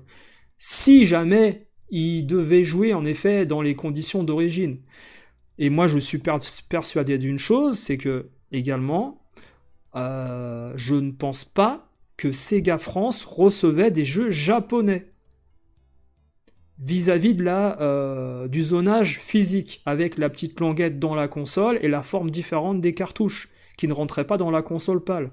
Sega France recevait des jeux Genesis, qui étaient vendus également à la Fnac et dans les Micromania, avant 93, et l'histoire du zonage des continents, et des lois qui sont arrivées, parce que le zonage, c'est pas venu par hasard. C'est par rapport aux lois industrielles du commerce que, en effet, Sega a répondu, en effet, à cette loi en faisant du zonage pour préserver, on va dire, l'économie et l'industrie de tel ou tel pays où étaient fabriqués les jeux. Vous pouvez retrouver des articles à ce niveau-là, en économie. Le zonage, ils l'ont pas fait par plaisir, hein. Ils ont été obligés de le faire. Maintenant, voilà, je vous l'ai dit, on n'a pas besoin d'une console switchée pour jouer à des jeux de Genesis ou Electronic Arts venant des États-Unis, ou Accolade ou je ne sais quoi. Les jeux de Genesis tournent sur la console PAL, mais plus lentement, mais il n'y a pas besoin de Switch, voilà, vous connaissez l'histoire. Alors, par exemple, on va essayer de trouver un truc intéressant qui pourrait être dit, hein, je sais pas moi, dans l'article, hein, parce que malheureusement, alors, point de vue droit d'image, les gens sont de dos. Ils les ont pas pris en photo, hein, de face, les fameux maîtres Sega, là. Dans cet article-là, en tout cas. Hein. La deuxième question qui revient le plus souvent est de savoir comment passer un boss. Bah ça, c'est évident. On nous demande ensuite un conseil d'achat sur un jeu. Alors des gens appelaient pour savoir quel jeu faut acheter. Je suis pas certain de ça. Hein. Après, attention, on est chez Megaforce, un magazine de propagande de Sega. On n'est pas chez Tilt ou on n'est pas chez le Nouvel Obs ou Libération ou on n'est pas non plus du côté de Science et Vie Junior. Là, c'est un outil de propagande pour la hotline. Hein. Donc, ils vont vous dire des trucs qu'ils ont envie d'entendre au téléphone. C'est ça la différence. Enfin, la dernière question classique est relative à la date de sortie d'un jeu. Exemple flagrant, Sonic 2 sur Master System et Mega Drive. Qui ne sont pas les mêmes jeux d'ailleurs, hein, voilà. Bon, je pense que vous êtes d'accord avec tout ce que j'ai dit hein, pour le moment. Dites-moi hein, si je me gourre. Hein. Alors, Ledoux, tu dis... Salut SNK Fury, bienvenue à toi. Bon, t'arrives à la fin, hein, c'est pas grave. Alors, Landers, tu dis, Maître Sega, il a dit ça s'est terminé en 2004. Alors, Maître Sega, ça s'est terminé, écoute, fin 94. Ils sont tous licenciés, en fait, quand la hotline se termine. Maître Sega n'existe plus. La hotline aux États-Unis devient en fait un service par rapport au channel où en effet, je vous l'ai montré dans la deuxième partie de l'émission, aux États-Unis, la hotline Sega existe encore en 94 et 95. Pourquoi? Parce qu'aux États-Unis, ils créent un réseau de téléchargement, comme Nintendo avait fait le Satellite View là, où on pouvait télécharger des logiciels via un adaptateur qu'on branchait sur la Mega Drive. Aux États-Unis, la hotline devient un service télémarketing pour vendre en fait le câble et le téléchargement des derniers jeux sur votre Mega Drive et jouer avant tout le monde, avant Microsoft, avant Sony PlayStation, jouer sur des serveurs en fait où les jeux étaient téléchargés. Alors ça prenait énormément de temps bien sûr, mais à la fin tu pouvais jouer avec ton jeu. Earthworm Jim, tu pouvais jouer avec le livre de la jungle, Aladdin, tous ces jeux-là. Vous voyez ce que je veux dire? Et ça, c'est des documents que je vous ai montrés dans la deuxième partie de l'émission, pour ceux qui ne l'ont pas vu encore. Allez voir. Maître Sega n'existe plus à partir de fin 94, c'est fini. Et même lui, à un moment donné, se vend en disant « Ah ben on est licencié hein, pour laisser place au marketing », mais déjà, t'es même pas dans les mêmes locaux, en fait, que ce dont tu parles. Alors, ils sont tous à l'ouest, j'ai bien peur, bah ouais. Le pack Game Boy que j'ai toujours dans le garage en état... Genesis, excellent album de Busta Rhymes. Le standard 10, c'est pris pour le PDG de Sega France, en fait, c'est marrant, bah c'est ça, voilà. C'est qui dans les commentaires avec des cœurs, c'est toi, Maître Sega, tu es le bienvenu. Ouais, nous aussi, on t'adore. Enfin, pas toi, mais on aime bien Maître Sega, quoi. Mais, voilà. Et dangereux, il fait peur. Ah, dans Lyon, il y a beaucoup de carrières de serial killer, faut se méfier. Qui aiment bien la lumière. Et les sectes. Là, il m'a fait penser à un gars de la secte de Raël, en fait. Un illuminé, en fait. Allez voir, je vous dis, allez faire un tour du côté de sa carrière éditoriale, de ses bouquins, ça fait peur. Alors, vous les donnez systématiquement à tous ceux qui appellent les solus. Nous, on dissuade toujours un joueur d'utiliser ce genre de type. Alors, tu appelles la hotline et tu donnes pas le code. Non, mais non, je te donne pas le code, hein, parce que tu comprends, ça va être trop facile pour toi. Et puis ces gars, ils ont vendu des consoles pour le plaisir hein, jusqu'à la fin également, voilà. Il faut jouer souvent, longtemps sur un jeu, et c'est ce qui fait le piment des jeux Sega. Vous imaginez le gamin qui paye 1,50€, qui appelle la hotline, et le mec lui dit au bout du téléphone, non, mais on ne donne pas la soluce parce que tu comprends, il faut que tu y arrives tout seul. Mais c'est un délire leur connerie là, d'articles là. Alors, ils jouent à longueur de journée. Comment font-ils pour répondre à autant de questions? Ou presque. Disons que dès leur arrivée, ils s'installent à leur bureau et allument leur console, juste le temps de mettre leur casque. Pour répondre au téléphone sans avoir besoin de tenir le combiné. Cela leur permet de dialoguer avec un interlocuteur tout en jouant ou en cherchant un renseignement. Voilà. Enfin, on n'apprend rien en fait, c'est de la propagande, c'est nul. On n'apprend rien, on n'apprend que dalle. Donc là après, on a cette fameuse photo de famille avec le pull rayé où apparemment c'est lui qui serait là à un moment donné. Et je vous dis encore une fois, hein, nous on remet pas en cause qu'il aurait travaillé à une période, hein, attention, hein. C'est pas ça qu'on dit, hein. Nous on dit que il y a énormément de fabulation sur une période étalée. Voilà. Quel est le statut des personnages qui travaillent dans l'équipe Maître Sega? Il s'agit des salariés normaux qui travaillent 8 heures par jour à peu près. Ils sont tous âgés de plus de 18 ans. On ne peut pas embaucher en dessous de 18 ans. Donc voilà, déjà la personne qui s'est présentée à 17 ans à Paris, bah malheureusement c'est compliqué hein, cette histoire-là en 91. Après je comprends qu'il ait eu envie de travailler au tout début du début de la hotline. Malheureusement la petite annonce qu'il aurait vue en janvier 91 n'existe pas puisque le magazine n'existe pas. Donc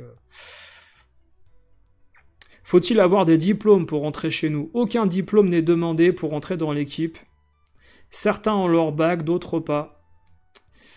Alors, certains ont déjà travaillé dans les magasins de jeux vidéo, dans l'immobilier, des secteurs complètement différents, les assurances, la pub et d'autres étaient étudiants avant d'arriver chez nous. Le plus âgé de nos membres a 32 ans. De toute façon, le milieu professionnel d'où viennent les membres de l'équipe ne me regarde pas vraiment.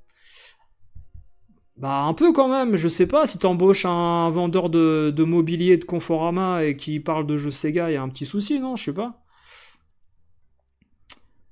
Comme vous le voyez, j'ai mon bureau à l'entrée du local et c'est là que je reçois les visiteurs, que je teste toutes les prévisions de jeux et nouveautés. Bon, c'est de la propagande, vous avez compris, hein. Voilà. N'appelez pas le dimanche, c'est fermé. Et d'ailleurs, on se demande si vraiment il y a eu énormément d'appels, parce que ça aurait été des questions à poser. Ça aurait été vraiment intéressant de savoir combien de personnes appelaient, s'ils étaient nombreux ou pas. C'est ça que les questions que Retropolo aurait dû poser. Pas de savoir qui l'a rencontré à Monoprix ou à Franprix ou à la Fnac ou à Score Games. Je veux dire, on a tous rencontré des gens connus à un moment donné, on s'est jamais présenté en tant que maître Sega à la boulangerie. On s'en fout. Voilà. Par contre, le nombre d'appels que tu reçois par jour, comme disait Eric, ça peut être pertinent pour des statistiques, pour se rendre compte un peu de... Voilà. Un affrontement dans les locaux de Megaforce. Alors, je crois que c'est Jean-Marc Desmolly, JM Destroy, je crois, hein. Je suis pas sûr, mais je crois que c'est lui. Parce que Alain Huglacourt était parti milieu 92, qui a été remplacé par JM Destroy, rédacteur en chef, voilà. Alors, l'équivalent de Megaforce au Japon se nomme Bip Bip. Enfin, Bip plutôt, pardon. C'est un excellent magazine exclusivement consacré à la Mega Drive, qui a beaucoup de succès dans ce pays. Certains Sega maniaques français lisent même régulièrement ce magazine. Bien sûr, ce magazine officiel dispose de toutes les dernières informations sur ce qui se prépare pour vos consoles préférées. Au mois de novembre, nous avons invité 3 journalistes de Bip Mega Drive à Paris. Donc je pense qu'il y a des gens qui connaissent, hein. C'est un magazine très très connu au Japon, vous pouvez le retrouver en PDF sur pas mal de sites gratuitement. Voilà. Ensuite, on a encore des news qui continuent là. Il y a un concours là. Alors, le Game Genie. Franchement, j'espère qu'on va retrouver Brigitte Madone avant la fin du live. Moi, c'est tout ce qui m'intéresse. Donc là, le Game Genie, c'était de la merde parce qu'il fallait rentrer des lignes de code qui changeaient la programmation du jeu. C'est simplement ça en fait. Le Game Genie te permettait de rentrer dans la programmation du titre et de changer des lignes de code à certains endroits. Ce qui faisait que tu pouvais changer les couleurs, ralentir le ballon sur un terrain de foot, accélérer des choses, etc. Tu pouvais pas changer un sprite et lui mettre une troisième jambe ou des choses comme ça, mais tu pouvais faire des trucs qui étaient tolérés en fait au niveau du print du code, de la ligne de code. Alors il y a également une légende urbaine où en effet on a entendu que le Game Genie allait malheureusement te briquer certains titres. Alors à partir du moment où tu enlèves le Game Genie et que tu remets la cartouche normale, le jeu démarre normalement. Le Game Genie n'a jamais briqué un jeu et t'empêché de jouer avec, hein. Il n'y a pas de disque dur de sauvegarde quand tu mets ton Game Genie.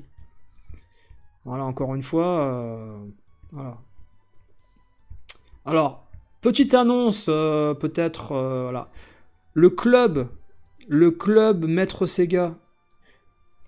Voilà. Qui est là, qui est ici. Ah, je vais vous lire ça, et puis je vais vous lire ce que vous disiez dans le chat, les gars. Salut Cédric Vidal. Déjà, ne pas avoir ce qu'a fait Amstrad, ne pas savoir, ah oui, non, c'est terrible. Parce que surtout qu'il y a eu un PC Amstrad Mega Drive qui permettait de jouer à la Mega Drive sur le PC. C'est terrible, voilà. Après le CPC, alors qu'il avait sorti le Mega PC qui combine un PC et une Mega Drive. C'est ça, Yordax, voilà. Ouais. Allez, ah, mais je te jure, Landers, va voir ce qu'il écrit, c'est digne en fait des illuminés, c'est des témoins de Jéhovah ou je ne sais pas, enfin il a mal tourné.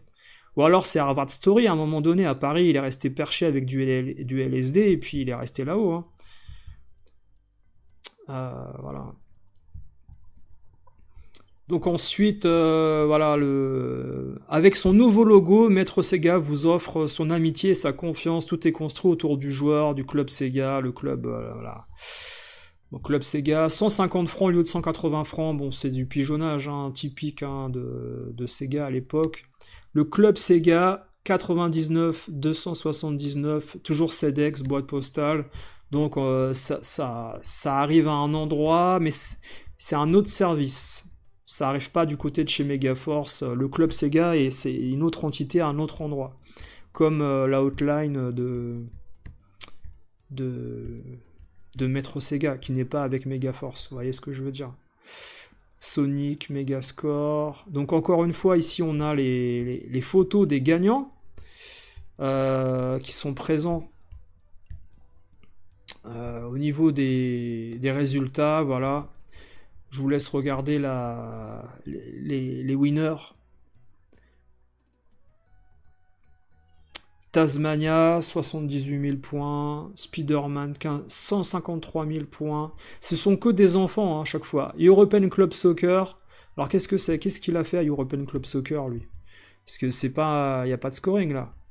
Alors, avec humour, Régis, qui a 18 ans, nous annonce que Maître Sega n'a qu'à bien se tenir. Cela dit, même si Maître Sega reste toujours imbattable, il est certain que le score de Régis sont impressionnants. Sur Game Gear et Mega Drive. Il a joué à European Club Soccer. Ah non, c'est sur... Attends. Il faut dire que nous avons affaire à un pro. Il a été vice-champion de France en 91 sur 400 mètres, une vraie star. Et qu'est-ce qu'il a fait à European Club Soccer? Je comprends pas, là. Mais c'est n'importe quoi. Non, mais... Moi, je m'étais jamais intéressé, en fait, aux questions et aux solus des astuces, ni au courrier des gagnants. Mais l'article n'a aucun rapport avec European Club Soccer. Qu'est-ce que c'est que ces trucs-là? Tout est bidonné, en fait, là-dedans. En fait, je me demande s'il y a vraiment des gens qui écrivaient à Megaforce. Ou alors c'est Loïc, attendez, c'est qui, là? C'est qui Régis? C'est qui Loïc? Il n'y a qu'une photo, là. Là, il y a deux noms. Parce que je vous ai pas montré, l'autre côté, il y a marqué « À 17 ans, Loïc est un garçon super organisé. » Une belle lettre bien construite et un moral à toute épreuve. En dehors de Tasmania, il a l'air d'être une bête sur EA Hockey, Olympic Gold. Il parle tout le temps de Olympic Gold dans tous les trucs courrier des lecteurs. C'est un jeu de merde, Olympic Gold. Il y a personne qui joue à ça. Moi, je pense qu'en plus que ce soit des photos avec peut-être des faux noms, ils ont créé des faux articles et des faux scorings pour vous faire croire que, en effet, telle ou telle personne avait fait ça. Et à chaque fois, ils vous glissent les jeux qu'ils veulent vendre, hein, dont faire la propagande. Mais il y a personne qui joue à Olympic Gold, c'est un jeu claqué, mais c'est... Tu faisais le 400 mètres, il y avait que des blancs, il y avait aucun black. C'était un jeu déjà basé en fait sur le racisme des ethnies dans le sport avec... Enfin, c'est... Il y avait 4 blancs qui se battaient pour faire le 400 mètres, le 200 mètres et le 100 mètres.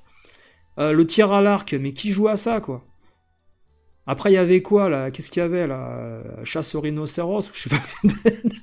Non, mais les Jeux Olympiques 92, et jouez-y, les gars, c'est de la merde.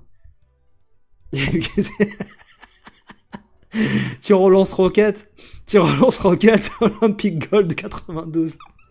Non, mais ça me fait trop rire de voir qu'en fait, ils essayent de nous faire croire qu'en 92, les gamins, ils vont jouer qu'aux jeux vendus par Virgin et Sega. Non mais en 92, les gars, vous vous rendez pas compte à quoi on joue? À Thunder Force 3, Thunder Force 4, on joue à Alien, on joue même à, je sais pas, il y a quoi d'autre? Enfin, il y a plein de trucs, mais on joue pas à Olympic Gold, vous êtes des malades, les gars. Alors pour rendre hommage également aux jeux les plus vendus du côté de la Mega Drive à Maître Sega, malheureusement Street of Rage n'est pas compté dans les jeux les plus vendus de la Mega Drive parce que il y a trop de jeux Street of Rage vendus dans un bundle avec la console. Donc ils considèrent que malheureusement c'est pas un des jeux les plus vendus, le premier Street of Rage.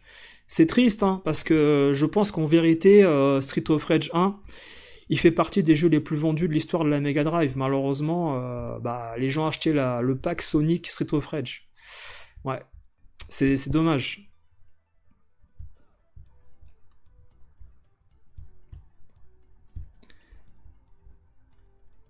Ouais.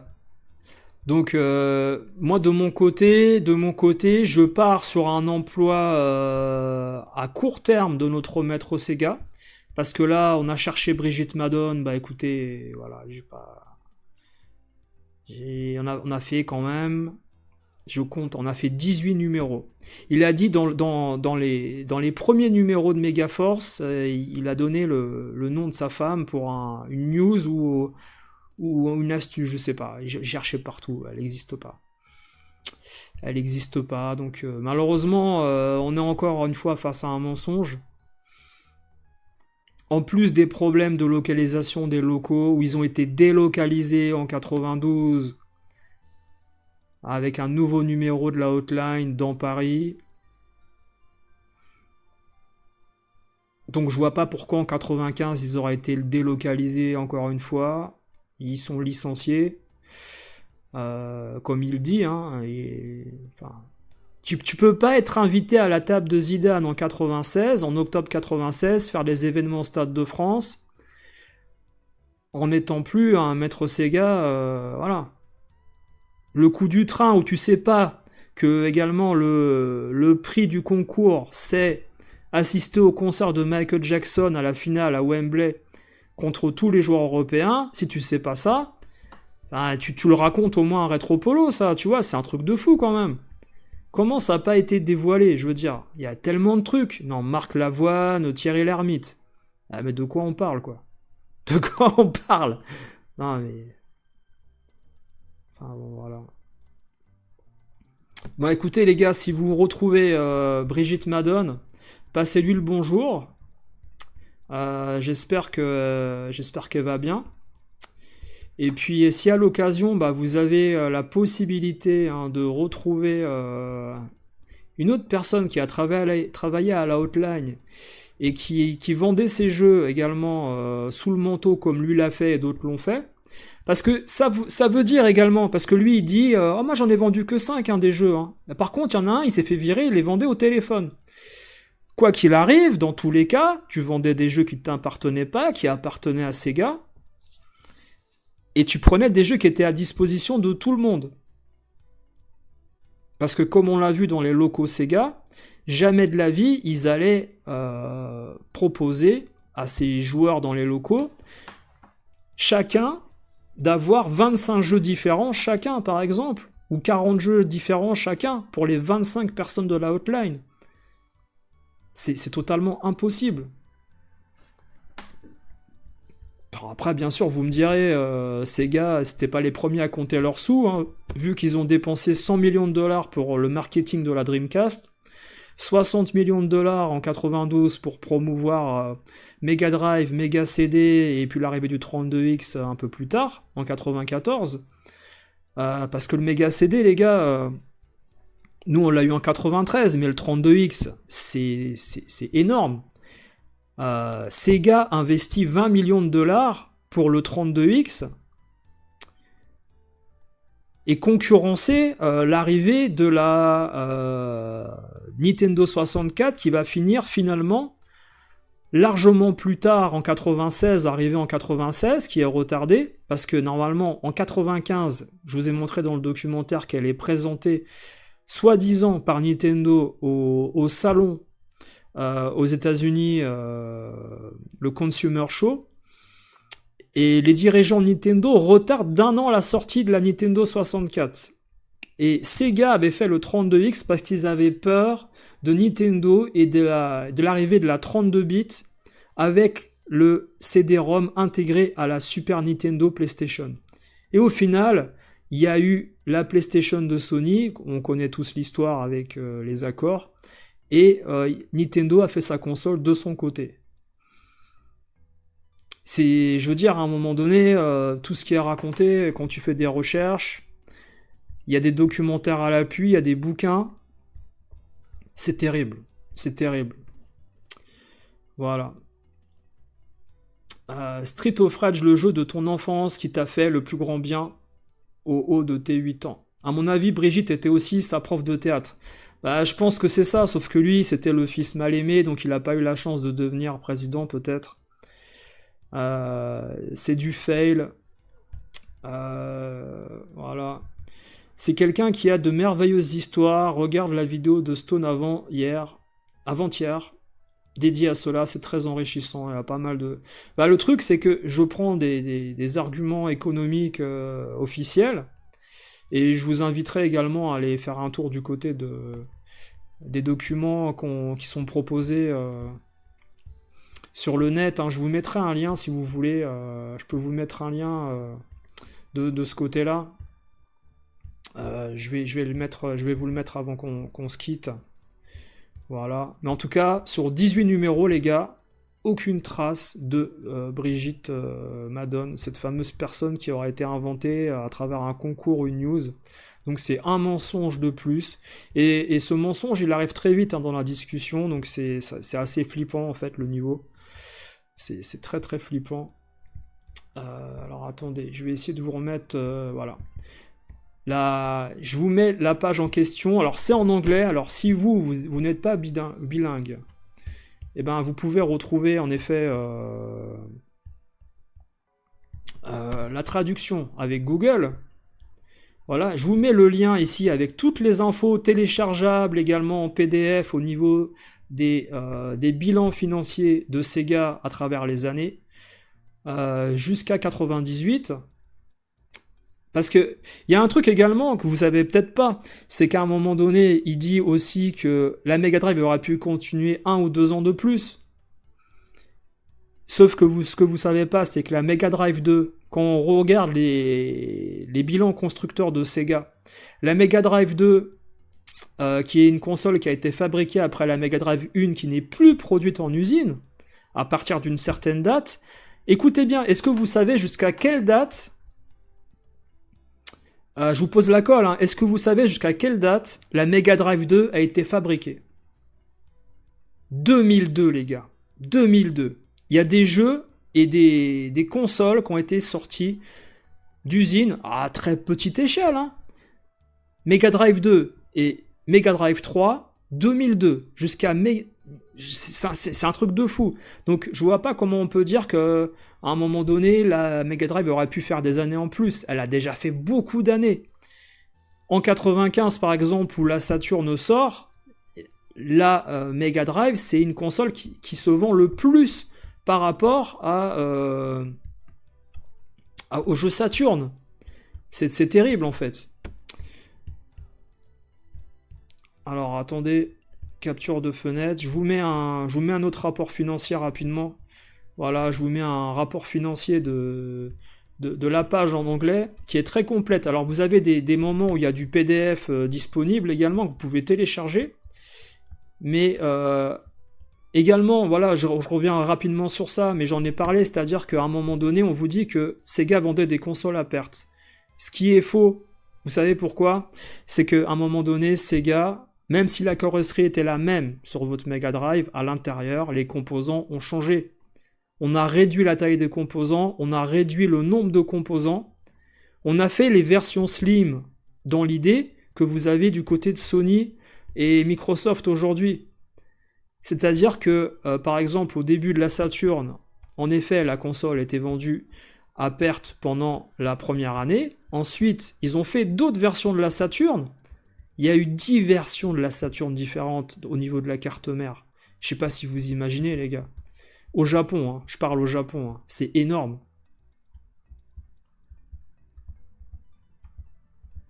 Allez, je vous laisse aller regarder du côté de ça pour vous renseigner.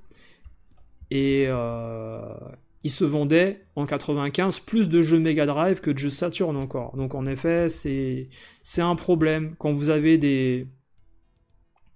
Voilà, ils en parlent ici, voilà. Au début, quand la Saturn a été vendue, on a perdu $100 sur la fabrication. Voilà.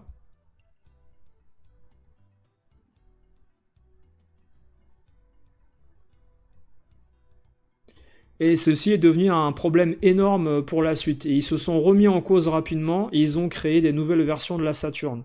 Ils en parlent, voilà, j'en ai parlé dans la partie 2 également, euh, au niveau des statistiques, hein. C'est vachement intéressant, avec des graphiques, etc. Enfin voilà les gars.